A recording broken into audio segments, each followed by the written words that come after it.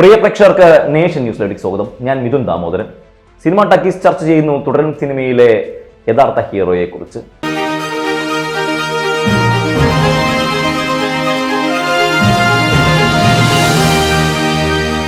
തുടരും സിനിമയിൽ യഥാർത്ഥ ഹീറോ ജോർജ് സാർ അല്ല, മറിച്ച് മഴയാണ്.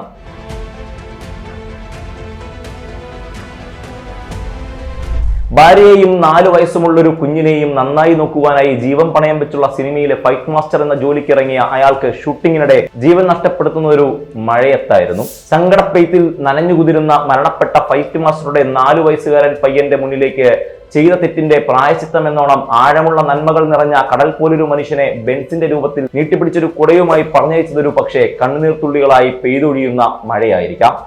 എന്താണ് ബെൻസെ ഈ മഴയ്ക്ക് നമ്മളോട് ഇത്ര ദേഷ്യം എന്നൊരിക്കൽ ആ പഴയ 4 വയസ്സുകാരൻ ബെൻസിനോട് ചോദിക്കുന്നത് കേട്ടതിന്റെ വേദനയാലാകാം പോലീസ് സ്റ്റേഷനിലായ തന്റെ കാർ ഇറക്കുവാൻ സ്റ്റേഷനിൽ രാത്രി ബെൻസ് വരുമ്പോൾ അയാളുടെ മകൻ പവി ആ സ്റ്റേഷനിൽ അപകടാവസ്ഥയിലുണ്ടെന്നും അവനെ രക്ഷിക്കണമെന്നും ബെൻസിനോട് മഴ നിസ്സഹായമായി ഉറക്കെ വിളിച്ചു പറയുന്നുണ്ടായിരുന്നു.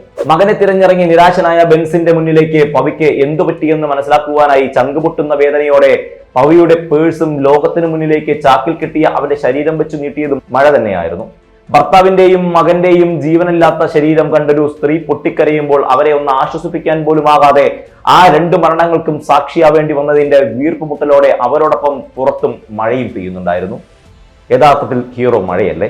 ഒടുവിൽ തന്റെ മകനെ ഇല്ലാതാക്കിയവനെ ബെൻസ് ഈ ഭൂമുഖത്തു നിന്നും പറഞ്ഞയക്കുമ്പോൾ പകവീട്ടിയ സംതൃപ്തിയോടെ ബെൻസിന് ചുറ്റും മഴത്തുള്ളികൾ ഇങ്ങനെ രൗദ്രതാളത്തിൽ വീഴുന്നുണ്ടായിരുന്നു. സോറി മിസ്റ്റർ ജോർജ് സാർ, ഈ കഥ നിങ്ങളുടെയോ ഇതിലെ നായകൻ നിങ്ങളോ അല്ല. ഇത് മഴയുടെ കഥയാണ്. ഇതിലെ നായകൻ മഴയാണ്.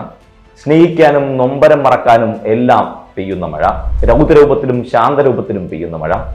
അതെ, തുടരും സിനിമയിലെ യഥാർത്ഥ നായകൻ മഴ തന്നെയാണ്. നന്ദി.